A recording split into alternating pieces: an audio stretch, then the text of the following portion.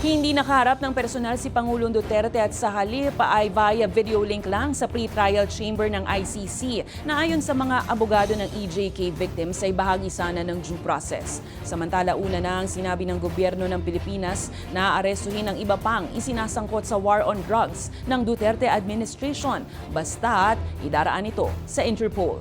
May balitang A to Z si Ace Cruz.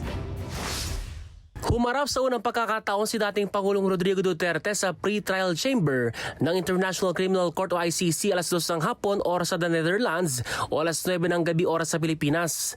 Tinukoy na hukom ang pagkakakilanlan ng nasasakdalan si Duterte at wikang gagamitin sa pagdinig at ipinalam din ang mga kasong nakasampa laban sa kanya. Pati ang mga karapatan ng nasasakdal sa ilalim ng ICC Rome Statute. Crimes against humanity o krimen laban sa sangkatauhan ng kaso ng dating Pangulo, bunsod ng umano'y extrajudicial killing sa war on drugs sa ilalim ng kanyang administrasyon. 3 huwes ang bumubuo sa Chamber 1 na pinangungunahan ni Judges Yulia Motok, Rain Alapini Gansu at Maria Liera. Si dating Executive Secretary Salvador Medialdea ang tumayong legal counsel ng dating Pangulo makaraan niya itong hilingin sa ICC.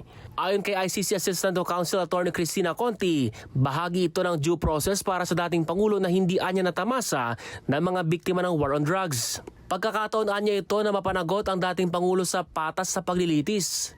Ayon sa Malacanang, karapatan ng dating Pangulo ang humarap sa isang fair trial. Base po sa RA 9851. Bilang Pilipino, hindi lang dahil bilang dating Pangulo, si dating Pangulong Duterte, kailanganin din po natin ng gobyerno na ma-assure po, masigurado natin na nagkakaroon po ng fair trial.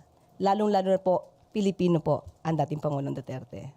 Nilinaw din ng palasyo na walang nangyaring traiduran sa panig ng administrasyon at mga Duterte. Wala pong jurisdiction ang ICC at hindi po makikialam, hindi makikipag-cooperate ang administrasyon sa ICC.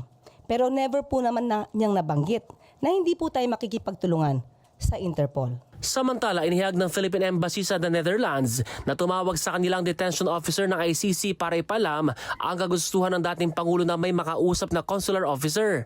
Dito sinabi ni Duterte na sumailalim siya sa check-up at nasa maayos na kalagayan. Humiling din siya sa embahada na matulungan siyang mabisita ng kanyang mga abogado at miyembro ng pamilya. Samantala, nakahandang tumugon ang pamahalaan sakaling maglabas ng warrant of arrest sa pamamagitan ng Interpol laban sa iba pang idinadawit sa war on drugs, gaya umano ni Senador Bato de la Rosa. Basta valid po yung warrant of arrest at ito po ay na-course through the Interpol, gagawin pa rin po natin kung ano po yung dapat gawin ng gobyerno. Sinabi ni de la Rosa na hihingi siya ng proteksyon sa mataas na kapulungan. Naniniwala naman ang senador na isa itong demolition job laban sa kanya. Para sa Balitang A to Z, Ace Cruz.